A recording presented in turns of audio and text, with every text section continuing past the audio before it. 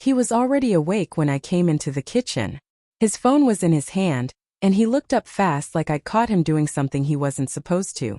He smiled too quickly, then turned the screen face down on the counter. That morning something was just off. I poured myself a cup of coffee and leaned against the sink, pretending not to notice. "Everything all right?" He nodded but didn't really answer. "Just my mom. They're putting together a quick family weekend. You know, the usual same lake house, same crew. Nothing special." The way he said nothing special made me pause. His family didn't do anything casually. They planned brunches like weddings. I'd seen them send out printed invites for a 4th of July barbecue. So a last-minute gathering with nothing special? That didn't sound like them. I tried to keep it light. I mean, that sounds nice. I wouldn't mind tagging along, even for a day or two. He stiffened just a little, eyes flicking toward the coffee maker like it had suddenly become urgent. "Babe, honestly, you'd hate it. Golf talk, dry jokes, and everyone complaining about the weather. Plus, I think Dana mentioned that ski trip. Didn't you say you might go?" He kissed the top of my head and kept moving like nothing was wrong. But something didn't sit right with me. Maybe it was the way he was suddenly pushing the ski trip idea so hard. Or maybe it was how quickly he changed the topic. I couldn't name it then, but a small part of me had started to pull back. Just a bit. Later that afternoon I called Dana. She was already excited about the trip. Fresh snow, no crowds, and Mel found this cozy lodge 3 hours out. Fireplace, hot chocolate, the works. It sounded perfect. And I didn't want to spend the weekend alone, especially not while Noah was off doing whatever this was with his family. I told him about the trip while we were making dinner. I was stirring the sauce, he was slicing bell peppers, and the air felt normal again for a second. "Sounds great," he said, though he didn't look up from the cutting board. "When are you heading out?" I asked. "Friday after work. Just a quick thing, back by Sunday." I watched him pour the peppers into the pan. No mention of missing me. No curiosity about my plans either. Something about his calm bothered me. We didn't usually spend weekends apart, and now he was acting like it was no big deal. That night I couldn't sleep. He lay next to me, perfectly still, but I could feel the tension in his back. I wanted to ask him if something was going on, but I didn't want to sound paranoid. Or maybe deep down I was scared to hear the truth. For years, I'd brushed off the feeling of not fully belonging in his family. They were never rude exactly. Just polite. Distant. Like I was a guest in a house I'd lived in for too long. They never included me in planning group events. Sometimes I'd find out about things through social media or casual slips in conversation. Noah always said they were just old-fashioned, that they weren't trying to be hurtful. And I wanted to believe that. But now, this weird weekend, this rushed gathering he didn't want me to attend, it felt different. The next morning, Noah had already left. He left a short note on the counter. "Early meeting. Have fun skiing. Love you." No I at the front. Just love you. Maybe I was reading into it, but it felt like a detail that used to be there and now wasn't. Before leaving for the ski trip, I went to his overnight bag. Just to tuck in a small note. A sticky with a heart and a quick miss you already written in my usual looping script. I slid it in beside his phone charger. A silly thing maybe, but it felt important at the time. Like I was holding on to something, trying to stay connected. I didn't realize then that by Sunday, I'd be seeing everything so differently. That this quiet unease would turn into something I couldn't unsee or unfeel. At the lodge, everything felt crisp and clean. Fresh snow, cozy vibes, laughter echoing from the ski rental hut. I let myself relax for the first time in days. Dana and Mel were already buzzing with plans, and we took the lifts before noon. The cold wind, the bright sun. It all helped me forget for a moment that something was weighing on me back home. We were sitting in the lodge later that afternoon sipping cocoa when Dana said, "You should post that photo I took. You looked like you belonged on a magazine cover." I laughed, pulled out my phone and opened Instagram. I hadn't posted anything in a while. Just as I was about to upload the photo, a notification popped up at the top of my screen. Someone had tagged Noah. The username looked familiar, his aunt, I think. I clicked it without thinking. And that's when it all started to fall apart. There she was, his aunt, smiling under a chandelier, dressed like she was at a wedding. The caption said, "So proud of Marcus and Sarah. What a beautiful engagement celebration." Engagement celebration? I stared at the photo, my heart slowly pounding. Tables with linen cloths, champagne flutes, a full dinner setup. This wasn't a lakeside cookout. This was a full event. Marcus was Noah's younger brother. The last time I'd asked, he was still just dating Sarah, nothing serious.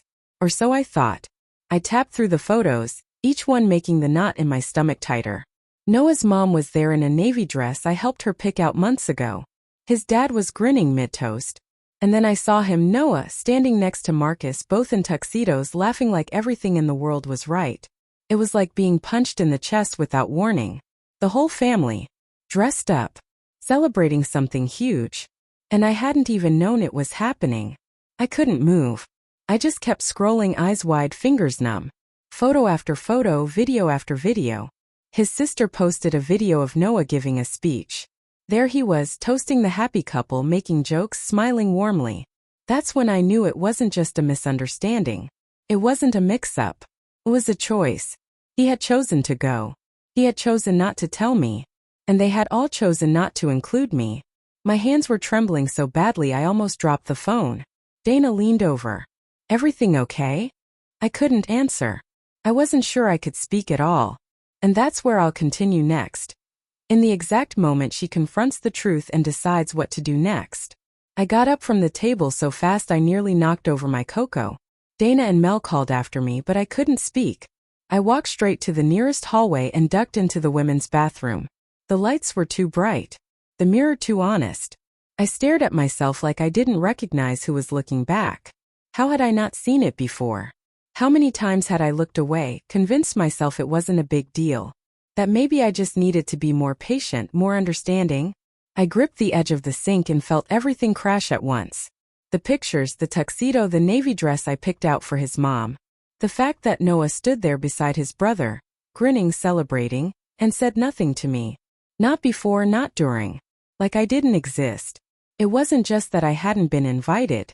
It was that they all knew I wasn't invited and no one said a word.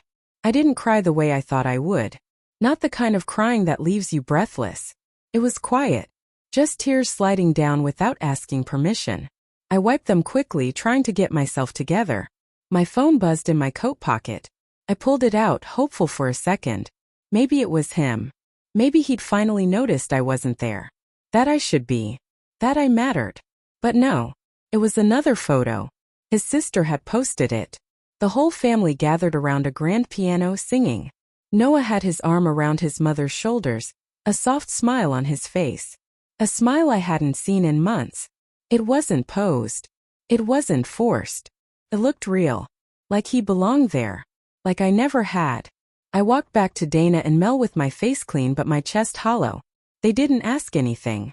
Just looked up when I returned. I want to ski, I said. Until they close the slopes. Until I can't feel my legs. Until I'm too tired to think. Dana blinked, then nodded. Okay. Let's go. That evening I didn't sleep much. Every time I shut my eyes the images returned. His tuxedo. The laughter. The room full of people who knew I was being left out and didn't think twice. All of them smiling while I was somewhere else, completely forgotten. In the morning, Dana knocked with coffee in hand. Clear skies. Fresh snow, she said. The mountains calling. I pulled on my jacket and followed her out without saying much. I needed movement. I needed wind in my face and cold in my lungs. I needed anything but sitting still. At the summit we paused. The view stretched wide and endless. White peaks touched the sky, sunlight bouncing off every surface like diamonds. Dana raised her phone. Let me get one of you. This light is insane. I almost said no. But then I looked out over the valley and thought, why not? So I turned toward the sun, let it warm my skin, and closed my eyes for a second. I felt present. Not broken. Not weak. Just still here. When Dana showed me the photo, I stared at it for a long time. I looked peaceful. Not fake peaceful, real. Like someone who had remembered her own name after forgetting it for too long. Back at the lodge, I stared at that image on my screen. My thumb hovered over the caption field. I typed and deleted a dozen times. Then finally I wrote what I felt. Turns out the mountains were more welcoming than some families. I hit post. A minute passed. Then 5. Then the notifications started. Likes. Comments. Messages. Dana looked up from her phone. Well, that's one way to say it. Mel leaned over. You just dropped a bomb. But I didn't feel like I had. I hadn't exposed anyone. I hadn't named names. I hadn't thrown a tantrum. I told the truth. That truth moved faster than I expected. Messages started pouring in. Some from friends. Some from people I barely knew. You okay, hon? Sending hugs. Damn. Want to talk? Then came a direct message that made my stomach drop. It was from Noah's sister. Just 4 words. What the hell, Avery? Before I could even react, my phone lit up with a call from Noah's mom. I let it ring. She called again. I turned the phone over on the table and let it buzz. You don't have to answer any of them, Dana said softly. This is yours, not theirs. A few seconds later, a text from Noah popped up. You just had to make a scene. I read it twice, then a third time. A scene? That selfie was a scene? I laughed. Not because it was funny, because it was ridiculous. He thinks that was a scene, I said out loud, showing the text to Dana. Not the part where he lied to me. Not the part where they threw a party behind my back. Me posting a picture? That's what upset him. What exactly happened? Mel asked. You never really said. I told them. From the start. From the fake reunion to the sticky note in his bag. From the photos to the speech to the tuxedo I didn't recognize. Every single detail. When I was done, they sat in silence for a moment. Then Dana said, So that post? That was you standing up. And it was. For the first time in a long time I had said something. Not just in words but in truth. As we sat there, Mel leaned over again. Avery? Someone tagged you in a story. I tapped through to the video. It had been taken at the engagement party, shaky but clear enough. Noah was in it, pulled aside by his dad near the coat check. His face looked tight, stressed. In the background, Sarah was wiping her eyes and Marcus looked tense. I turned up the volume and caught a few muffled words. Your wife. Inappropriate timing. Family matters. 15 seconds. That's all it took to tell me everything. They saw my post. They felt the tremor. My quiet photo had somehow reached their perfect little event and shaken the room I hadn't even been allowed into. Then came another comment. This time from the same aunt who posted the original engagement photo. Sometimes people show their true colors when they think no one's watching. I screenshot it before she could delete it. Another message from Noah popped up. This is embarrassing. People are asking questions. Can you please delete it? I read that message and felt something shift in me. I looked at Dana and Mel and said, You know what? No. I'm not deleting it. I'm adding to it. I opened the post and added a location tag. Summit Peak. Where the air is clear and the view is honest. My phone buzzed even harder than before. But this time I didn't feel hurt. I didn't feel invisible. I felt seen. And I wasn't going to shrink anymore. The next day I packed my things and said goodbye to the mountains with a kind of quiet I hadn't known I needed. Dana offered to drive me home, but I told her I wanted to do it alone. Not because I was strong, but because I had to face whatever came next without leaning on anyone. I pulled into the driveway a little earlier than I'd told Noah I'd be back. His car was already there. That surprised me. He'd said he wouldn't be home until evening. As I sat in the car, I stared at the front door. Everything looked the same. The small potted plant I'd watered last week, the welcome mat I picked out last spring. But nothing felt the same. Not inside me. Not between us. My phone buzzed. It was a message from Noah. We need to talk when you get home. I took a deep breath, grabbed my bag from the back seat, and walked inside. The door felt heavier in my hand than usual. Maybe it was just me. He was in the kitchen. Still dressed in formal pants and a button-up. Hairstyled. No sign of a weekend at the lake. No sign of golf. You made everything worse, he said, before I'd even put my bag down. Not how was your trip, not I'm sorry. Just blame. Just that. I didn't react right away. I slowly let go of my suitcase handle, stood there and looked at him. His arms were crossed, like he was bracing himself for a fight. I didn't feel like fighting. I just wanted the truth. Worse than what? I asked. Worse than lying to me? Worse than hiding your brother's engagement? Worse than finding out on Instagram that you were giving a speech while I was halfway up a mountain thinking you were with your dad playing cards. He ran his hand through his hair. Still perfect. Still controlled. You don't understand. It's more complicated than that. Then explain it to me, I said. Explain why I couldn't be there. Why I had to find out the way I did. He hesitated. His mouth opened then closed again. My mom, he finally said. She thought it might be better if things were simpler. She didn't want any tension. It was a big night. I stared at him completely still. She didn't want me there, I said flatly. He shifted his weight. She just didn't think it was a good idea. With everything going on. What's going on? I asked. What exactly was so threatening about me being there? That I'd smile too wide? Ask about the food? Make polite conversation like I've been doing for 5 years, while your family treated me like a ghost. You're twisting it, he said. It wasn't about you. Yes, it was, I snapped. They made it about me the second they decided I didn't belong. And you? You let them. He looked down at the floor. I stepped closer, voice quieter now. Did you stand up for me, Noah? When your mom said she didn't want me there, did you say no? Did you say, that's my wife, she comes with me? He didn't answer. That silence told me everything. I nodded slowly.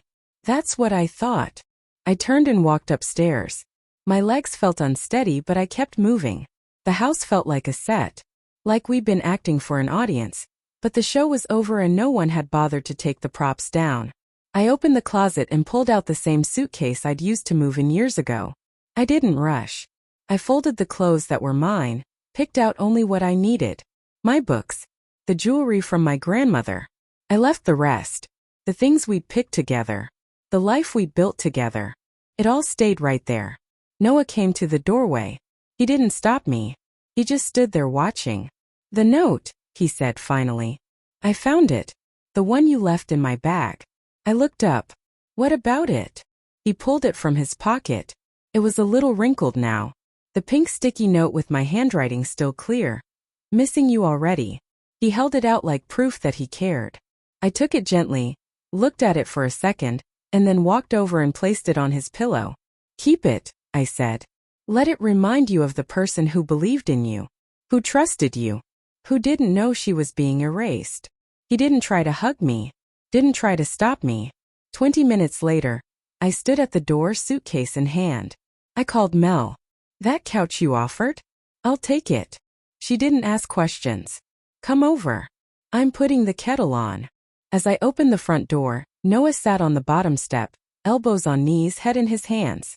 I never meant for it to happen like this, he said, voice low. I paused just for a second. I know, I said. But that's the problem. You never meant for me to find out at all. Then I stepped out and closed the door behind me. Not with drama. Not with tears. Just like shutting a book when you're finally done reading. Mel's apartment was small but full of warmth. Her couch became my little sanctuary. She had string lights across the ceiling, a mismatched coffee table, and plants in every corner. For the first time in a long time, I felt like I could breathe. 3 days in, my phone buzzed. My cousin Rebecca had reshared my photo with a caption. Some truths burn brighter than lies. Proud of my girl. That hit different. Rebecca lived in Noah's hometown. She knew his family. Her sharing it wasn't just support. It was a message. The post had now been shared 6 times. Women I barely knew were commenting, liking, messaging. Then came the call. Hi, is this Avery? Yes. This is Jennifer Walsh. I run a marketing agency. A few clients saw your post and, well, they're asking who you are. One of them actually asked if you do freelance consulting. They're interested in working with someone authentic. Someone who knows how to connect. I blinked. Wait. From that one post? From that one moment, she said. People saw something real. And real sells. I hung up and sat on the floor for a while. Noah had texted me earlier that morning. Thanks to your little stunt, I lost the Brightside account. Tom said his wife saw your post. Thought it showed poor judgment. I hope you're happy. I stared at it. Then replied, your choices. Not mine. Because it was true. I hadn't created this. I hadn't lied. I hadn't excluded anyone. I just held up a mirror. And now, for the first time in years, I was starting to see myself clearly again. The messages didn't stop. First it was strangers. Then acquaintances. Then women I hadn't spoken to since college. All of them slipping into my inbox like whispers in a crowded room. I thought I was the only one. Your story is mine too. Thank you for not deleting that post. Some of them were short. Just a sentence or two. Others told me everything. How they'd been left out. Lied to. How they'd convinced themselves, like I did, that being understood eventually was enough. One message hit harder than the rest. It was from Emily, Noah's cousin. The only one in that whole family who had ever made me feel even halfway welcome. I'm so sorry, she wrote. I didn't know they left you out on purpose. When I asked about you, Aunt Patricia said, family only. I should have said something. I feel sick about it. We talked on the phone that night. For 2 hours. She told me more than I'd ever known. How his mom had quietly rewritten the story of who I was over the years. How she'd referred to me as difficult or not really a fit. How Noah never challenged it. How he just let it happen. Marcus told me Noah didn't say anything when Mom said she wasn't inviting you, Emily said. He just nodded and said, easier that way. Easier. That word sat in my chest like a stone. While Noah's world was shrinking, mine was stretching open. Mel took me to a yoga class. The instructor, Grace, was in her 60s and moved like someone who'd survived her own storms. After class, she pulled me aside gently. I don't know what you're going through, she said. But I can tell you're building something new. That takes guts. That evening, I joined Mel and her friends for dinner. Real laughter, real mess, real conversation. Not the polite, filtered family dinners I was used to. Not the quiet silences with Noah where we tiptoed around each other and pretended things weren't wrong. I took my niece Emma to the movies that weekend. She asked why Uncle Noah wasn't with us. I kept it simple. Sometimes adults need space to figure things out. She nodded, unbothered. Then halfway through the movie, she made a joke about the popcorn that made me laugh so hard I snorted soda through my nose. She thought it was the funniest thing in the world. And in that moment, for the first time in weeks, I laughed like nothing was broken. Life wasn't lonely. It was quiet, but in a peaceful way. The kind where you didn't have to constantly worry about saying the wrong thing. Or wonder if someone in the room wished you weren't there. The photo stayed up. I thought about deleting it, sure. Especially when I found out how much damage it had done to Noah's work. But every time I hovered over that delete button, I thought about the girl in that photo. Her cheeks pink from the cold. Her head tilted toward the light. Her eyes peaceful. It wasn't revenge. It wasn't about making anyone hurt. It was proof. Proof that I existed. That I mattered. That I wasn't going to sit quietly and cooperate with being erased. A week passed. Sunday night, I sat on Mel's balcony with a cup of tea, scrolling through the comments one more time. Hundreds now. Not just sympathy. Solidarity. Women telling their own truths. One caption. One mountain selfie. And suddenly we were all a little louder together. I hadn't meant to start anything. But maybe that's how most real things begin, by accident and then on purpose. 3 weeks after I left, the knock came. I was working on a freelance proposal at Mel's table when I heard his voice outside the apartment. Mel, is Avery home? Please, I just want 5 minutes. I froze. My fingers hovered over the keyboard. I didn't move. Mel's voice was calm, firm. Noah, this isn't your space. You can't just show up here. I need to talk to her. Please. I stood, walked quietly to the door, and pressed my ear against it. His voice sounded rough, like he hadn't slept well. I knew that tone. Guilt laced with desperation. Avery, he said. I know you're there. We can fix this. I love you. I opened the door just enough to look at him. Same face. Same eyes. But something in him looked smaller now. Like the version of him I'd built in my head was slowly fading. Can we talk? He asked, voice soft. I held his gaze for a long moment. No. His expression changed. That slow collapse. That familiar tilt of his head when he realized the charm wouldn't work. Avery, please. I know I screwed up. I know I hurt you. But this doesn't have to be the end. It already is, I said, steady. You just didn't notice it until now. I'll change, he rushed. We can go to therapy. I'll talk to my mom. I'll fix it. You had 5 years, I replied. You had all the time in the world to choose me. And you didn't. Now that there are consequences, you suddenly want to fix it? Not for us, for you. He started to say something else, but I gently closed the door. No slam. No drama. Just a quiet final end. He stayed for a few seconds. Then I heard his footsteps walk away. Mel came into the hallway. You okay? I nodded. Yeah, I really am. 3 days later, an email arrived. From Patricia Fletcher. Noah's mom. Subject line: apology. I hesitated before opening it. Maybe she wanted to finally make things right. Maybe she understood now. It read, Dear Avery, we didn't mean to hurt you. We just didn't think it would matter since you never seemed that interested in family events anyway. I hope you can understand. These things are stressful and we wanted Marcus night to be perfect. Wishing you the best. Patricia Fletcher. I read it 3 times. An apology that wasn't really an apology. Somehow blaming me for being left out of a celebration I never had a chance to be invited to. We didn't think it would matter. There it was again. I didn't reply.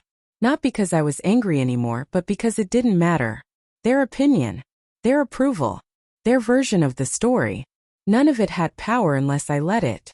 And I was done handing out power like candy. That night I opened my journal. I listed everything I'd ignored. All the red flags. All the times I chose to believe his words over my gut. The text chains I wasn't included in. The way his family smiled at me like a receptionist. Not a daughter-in-law. It wasn't a marriage that suddenly failed. It was a slow undoing. Quiet enough to miss until I couldn't anymore. 2 weeks later, I booked another weekend at the lodge. Same room. Same trails. Same mountain. But this time I went alone. I didn't need Dana or Mel beside me. I needed space. Air. Silence. At the summit I stood still. The wind was sharp. The view just as wide. But I wasn't the same. That girl who took the photo? She was hurting. This woman? She was healing. I closed my eyes and whispered into the cold air. I forgive you. Not for his sake. But because carrying resentment is like dragging a suitcase full of rocks. And I was finally ready to let it go. Then I added something I didn't even plan to say. I release you. I didn't take a selfie. I didn't share it. That moment was mine. I turned toward the slope, feeling the sun on my skin, and started down. Not to run away, but because I was ready to keep moving, this time for myself.